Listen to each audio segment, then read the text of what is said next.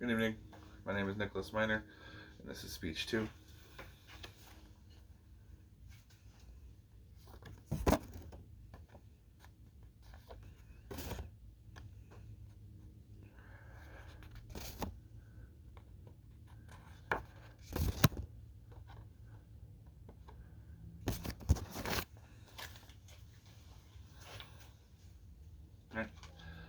Thank you all for coming to my speech this evening.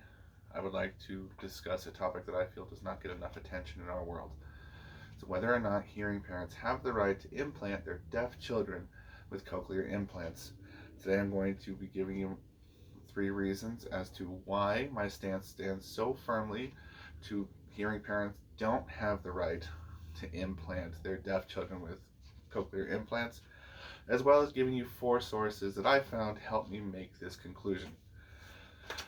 The 3 main points that I would like to emphasize is, number 1, cochlear implants do not actually fix hearing, it simply amplifies it. No different than putting a speaker up to your ear. You do not actually hear everything that's happening, you only hear it very loudly. It's impossible to differentiate what's happening. Number 2 would be the surgeries never end. With the constant advance in technology, you're going to have to go in over and over and over again, or you'll be forcing your children to do so. It's very costly, very painful. The last would be the loss of self-identity. In the deaf community, hearing and deaf people who have made an effort to better the community often find a sense of purpose and self and home. Without that, growing up, teenagers can become lost and confused and completely reject who they are. The 4 sources that I'm going to go into, the first of which being from an author, Joanna Lowenstein. It's an article called The Role of Space in Addressing the National Priorities.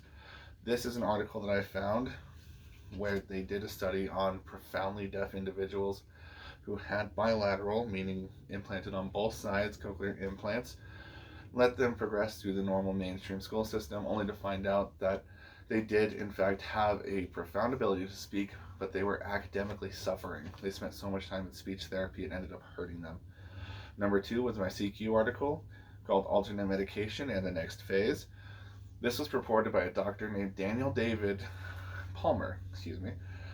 This was by far the dumbest article I've ever read, because he claimed that in the early days of chiropractic medicine that he was actually able to cure hearing loss simply by making adjustments to the spine. My third would be a book called Made to Hear: Cochlear Implants and Raising Deaf Children. This was a very wonderful book that provided me tons of insight as to the struggles of hearing parents in making that decision for their deaf children, saying, do I give you a lifetime of hearing, or do I give you a lifetime of surgeries and offer you nothing in that side of the world? It really shines light into the struggles of good parents trying to make the right decision. The last would be my opposing views article, which was Self-Assessment of the Unilateral and Bimodal Cochlear Implant Experiences in Daily Life. This was a study that took place in Hanover, Germany, with over 100 deaf students who were qualified for either unilateral or bilateral cochlear implants. And the theory behind this was, if you have more of them, you'll be able to hear better. What ended up happening was the fact that they determined it wasn't how many, but how long the cochlear implants were inside the body. In conclusion, I would like to reiterate, the topic we're going over is, do hearing parents have the right to implant their deaf children with cochlear implants?